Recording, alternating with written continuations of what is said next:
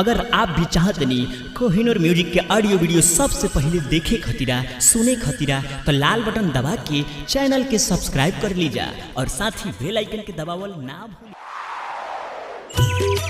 Recording by Kohinoor music studio Bakhri बाजार।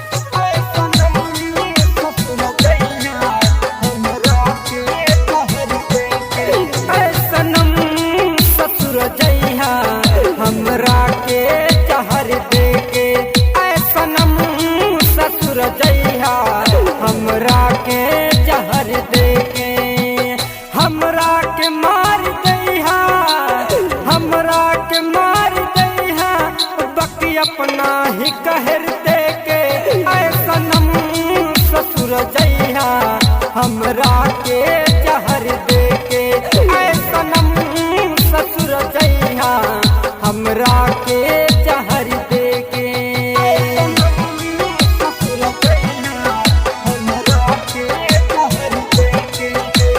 काहे ससुर जाके तुम हमरा के भुला गइलू। जब गाँव फिर से अइहा एक काफन लेके अइहा कौन लड़का के पठा के हमरा दुआरा तक भेजइहा।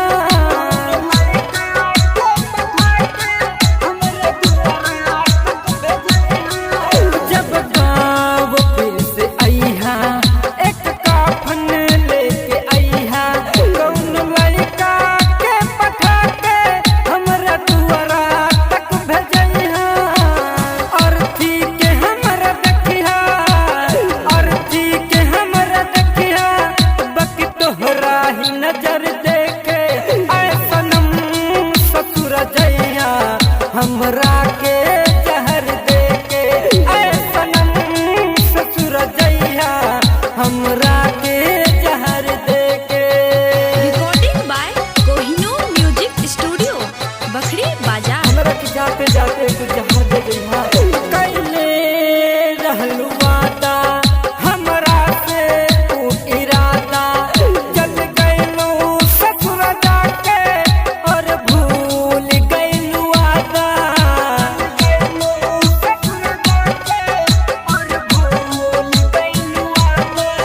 कैले रहलू वादा हमरा से तू इरादा चल गइलू ससुर जाके और भूल गइलू वादा। हमरा के ना सतइहा हमरा के ना सतइहा बलबू के प्यार पाके ऐ सनम ससुर जइहा हमरा के जहर दे के ऐ सनम ससुर जइहा हमरा के जहर दे के। Recording by Kohinoor music studio Bakhri Bazar. तोरा गंगा जी कलवरिया तू न कैलू बेवफाई ना हम कैनी बेवफाई तोहरा बाप के नजर में हम दोनों ही हर जाई। हम दोनों ही हर जाई तू न कैलू बेवफाई ना हम कैनी बेवफाई तोहरा बाप के नजर में हम दोनों ही हर जाई। खुशहाल रखी है ससुरा के खुशहाल रखी है ससुरा के बाकी अपना सासु